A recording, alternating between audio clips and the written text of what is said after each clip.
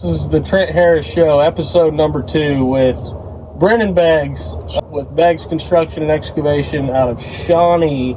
TikTok is Brenden Beggs. You need to go check him out on there. He's got a lot of cool stuff. Not near as good as BC Contractors, obviously. And what else are you guys working on right now? Not really a whole lot.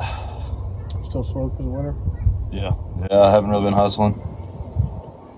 Yeah, I hear you there. We're still busy, but we're a couple weeks out instead of a few months out. But Heck yeah. Right now we got going, we did a little demolition and then some clearing.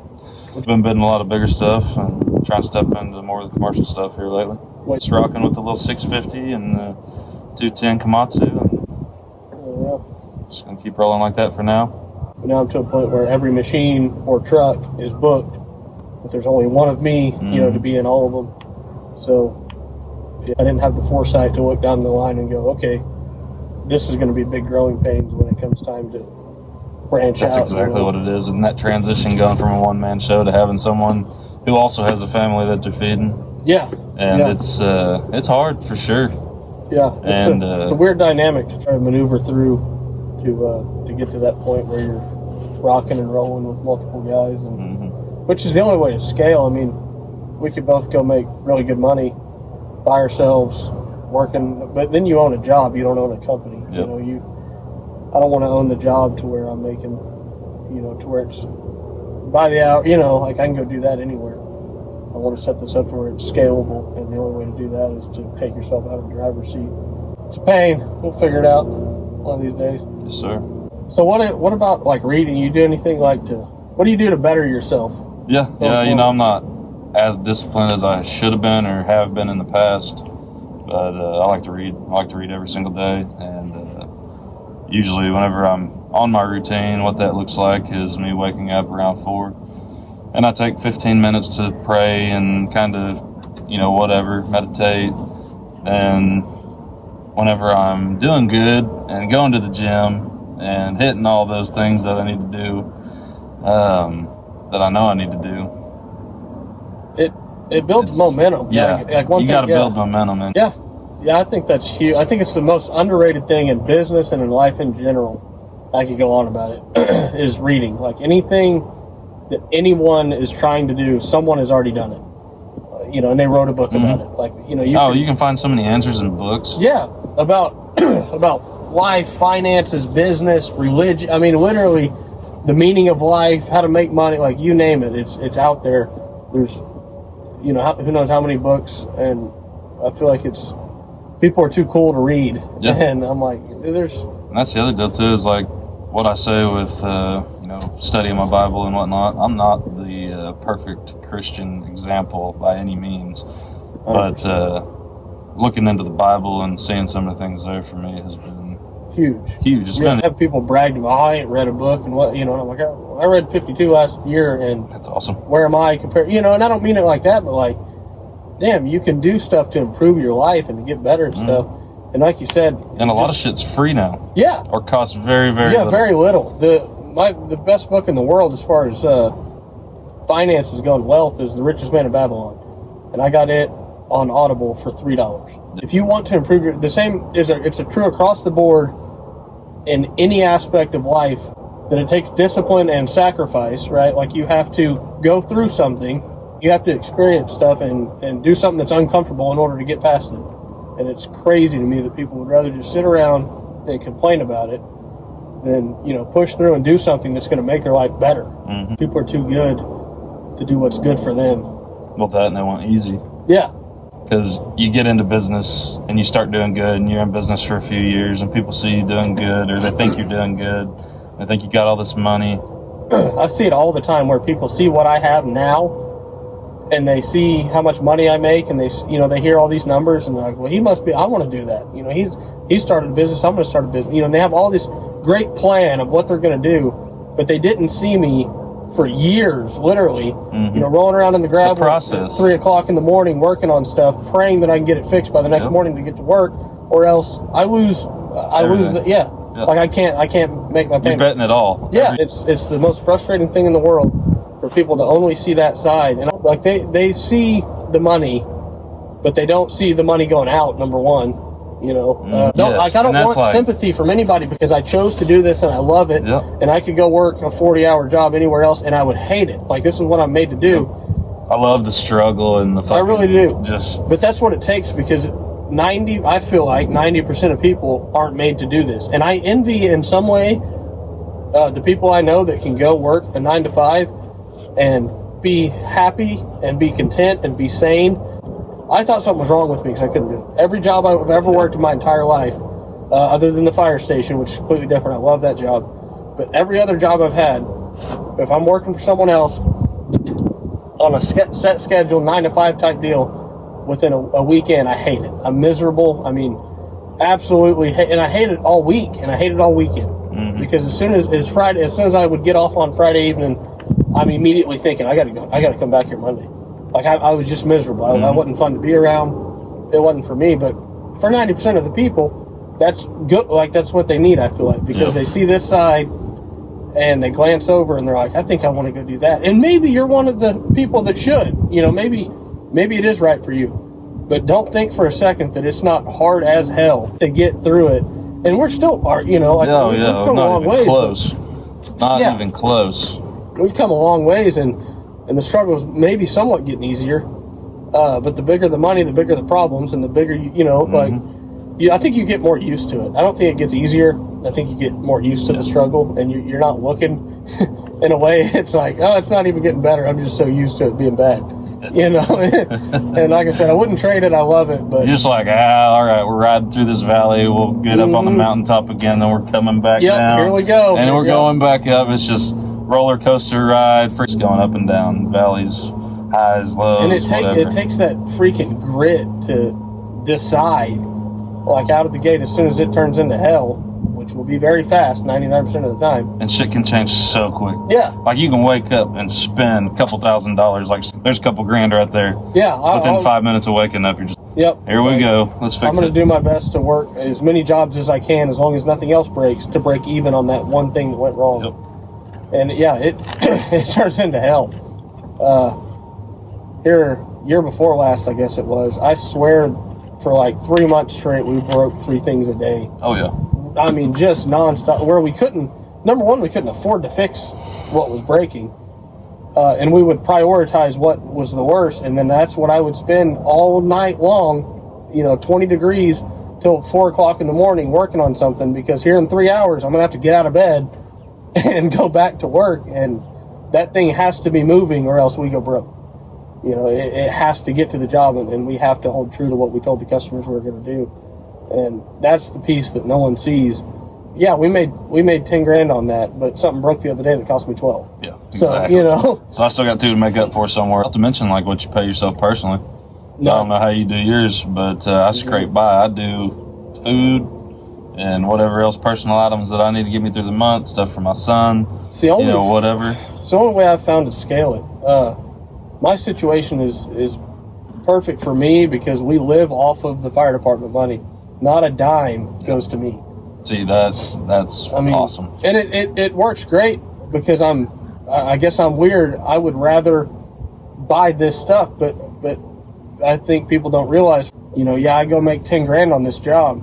I get none. Mm-hmm. I make $0. I go work with the fire department, and people think I'm exaggerating, but with the fire department and this, in the company, like last year, there was probably a 3 to 4 month stretch where we were working over 120 hours a week, every week. Yeah. I don't know how my marriage survived. I don't know how my kids knew who I was.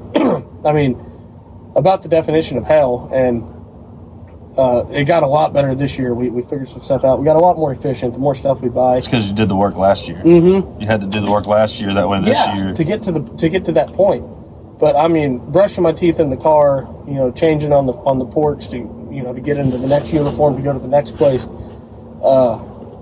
Just bloodshot eyes. I mean, just brutal, like absolutely brutal. And through that process, seeing no money in the bank. Mm-hmm. Seeing 120, 130 hours a week. And nothing to show for it, but just keep. Because every time you get it, it goes right back on. I do that to myself. I put myself in those positions that way. I can always be chasing that next success. Like, okay, What are we doing? We paying off the truck next? Let's do that. Yep. What are we doing next? Oh, the track hoe. Let's do that. What are we doing next? Okay, camper. Let's do that. Yep. It just keeps you plugging away at the next thing. And everybody, I know you do your stuff different than I do my stuff, because 90% of your stuff is cash. You've paid cash for 90% of this, right? Probably at least 50% of it, but the rest of it's paid off. We've got we're holding probably 3 loans now, and none of my personal what I call consumer debt, nothing that I own that's not business related, do I owe money on. Every personal vehicle I drive, everything I own that's not for the business is paid off. It's paid for in cash. Yeah, and that's something I wholeheartedly believe in. For me, is I used to be anti-debt. I used to look at debt like everybody else, where debt's good, you need debt, and then I was anti-debt, Dave Ramsey style, and I think that's the right way for certain things. 90% of the population. I think that should be everybody's goal, other than maybe a house, like everything else. But for business specific, for investments, so to speak, yeah. I mean, if you can have a $1,000 payment on this machine that's going to produce $10,000 a month, and it's going to be worth something once it's paid off, mathematically it makes perfect sense if you're smart enough to keep up with it and roll with that. I could go on about debt, but yeah, I don't. As a general rule, I carry zero consumer debt at any point. Like if I can't pay cash for it, and even then, I still try not to buy it. I try to have, whatever I'm going to pay cash for, I try to have double that before I buy that. Get to a point where it's like, all right, we need a car. Let's just go ahead and buy this. The only thing, like I said, that I carry debt on is investments, in equipment and trucks that can make money. But yeah, that's what I'm a firm believer in. Yeah, but you've bit off a bigger piece. You've went a lot deeper in, which produces a lot more return in a shorter period. So it's the same game with more zeros, I feel like, on both ends. Pretty much, it's just a constant hustle. Yeah. And it's a lot more stress. And I've got buddies that are doing way more than I am doing as far as my overhead every month. Right. I know guys that their overhead's, $75,000, $80,000 a month. Just to break even. Yeah. And just to get back to square one. All right, that $80,000 is in our pocket. Now we can start making money. I know guys that have told me they're at like $275,000 a month on their overhead. That's and crazy. I know guys that are even higher than that, where they've got $1 million going out a month or more. There's just like, I've met so many people while in this, just on different levels of success. It's awesome to see, honestly. But and it gives you a different perspective every time. Every time you and I talk about, and as long as you're like open-minded and actually listen to these guys whenever they speak to you, you can pick up so much. Yeah. And I'm still a believer. I think it works different for everybody. Like for example, like we're talking about, mine's the same situation on wouldn't really say it's smaller. It's a broader scale. A little bit less zeros on both sides. Higher profit margin, I would say, but less overall money. But I think that everybody's different, and I think that's one of the dumbest things you can do in the world, personally, to go into business and bite off $500,000, for example, and try to start your company. Because, dude, if you hate it a month in, you're screwed. I mean, that's all she wrote. Like, you're in it, and there's, as we know, thousands of things that are going to, not that can go wrong, that will go wrong right out of the gate and continuously through the process. Not to mention how much, other than just doing the actual work, there's a whole different side to the business and running it that I'm still learning every day, because I dove off in this, and I watched my dad. He had like a remodeling business and built custom homes and stuff like that, and some commercial stuff. But watching him and how he handled business, and then seeing where he stopped at after a really big success of his, I guess that gives me the view of, holy shit, like, he did this. You have that groundwork. You have that foundation. Yeah. Priceless info to have, too, and experience. Because I started with nothing, of course, and no one taught me how to run a machine. No one taught me how to run a business. No one taught me any of this stuff. It's been trial and error, and just the grit of this won't fail, no matter what. And in the early stages, and like I said, still sometimes we dang sure haven't made it. I mean, we're just breaking the ice, but we're just getting started on what we want to do. But starting out, I mean, it was, like I said, it was just failure after failure. No matter how hard we worked, we couldn't get traction. Yeah. I mean, just just nonstop. And then the phone started ringing, you know. But that started with the discipline, number one, of no matter what, we're going to do the job, we're going to do it right, hell or high water. I would sooner go broke than to leave a customer unhappy. And I have done that. Yeah, I have went seriously. broke. Yeah, I have literally went broke just to keep them happy. That was like that project that I ended up eating a little bit on. Yeah, a little bit more than a little bit. Yeah, that was a chunk. It sucked, but you know, when you commit to something and it sucks for both you and the customer, then you find common ground somewhere and you just figure it out and you make it happen and you keep rolling. And it'll put a strain on you though. You know, it's easy. It's real easy to get knocked off that path and get pissed off. And you got people not paying you that you did handshake deals with because you've done business in the past. And then you got everything else on top of that. It's just... Yeah, and that's where those zeros on the ends. You start having to float 70, 80,000 a month and you're like... Yeah, what's my future? Yeah, where am I headed? You know, is this going to work? You got 5 pieces of equipment out there running on a job and your fuel bill's like, you know, 15, 16,000. Yeah, and you're trying to front that. Yeah, you know. And that's on a month, 15, 16,000 on the month. And you're doing that and it's just... Which I haven't had a whole lot of experience doing that, but I've had just enough to get my freaking feet wet. Just a whole different world stepping into. Man, that's where growth is, though. You have to be uncomfortable. Any area of life, you have to be uncomfortable and go through something in order to be molded into something else. And until you experience that heat, you know, that is this going to work? Like, am I going to be able to get through this? Am I going to have enough money, you know, to have fuel to get back to my house? Are the lights going to be on? Yeah, when I get there, and is there going to be something to eat? And you have to feel the right amount of that heat and pressure in order to learn how to cope with it and how to get through it. And then the next time you feel it, you're more used to it to where you can handle it better. You need to know what you don't know. You need to know that you don't understand something. Because if you dive in with 6, 7 zeros on the end of what you're doing, and it doesn't work, and you get in that's how you go bankrupt. Yeah, that's like, and that was what I had to realize because I was pushing hard and we were bidding on some really big stuff, and you know, it was last year was an insane year, truthfully. Yeah, like it really showed me that I could push harder, and we could be doing way bigger numbers than we are with better profit.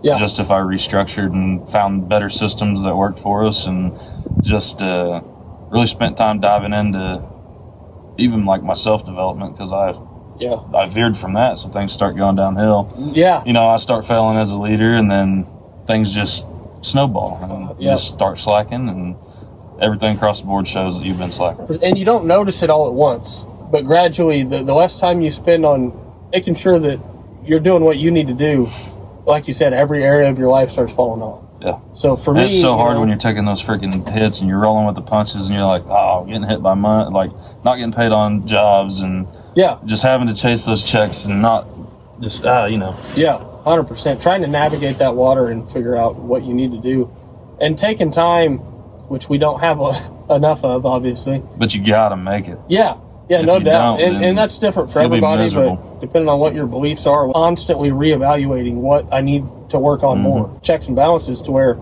you know, you could be the richest dude, but you're fat and you're out of shape and you have heart problems and your wife left you and you're not happy. Yeah, exactly. You got a shit ton of money for absolutely nothing. Yeah, you're miserable, and you would give all that money in order to have a life, you know, worth living.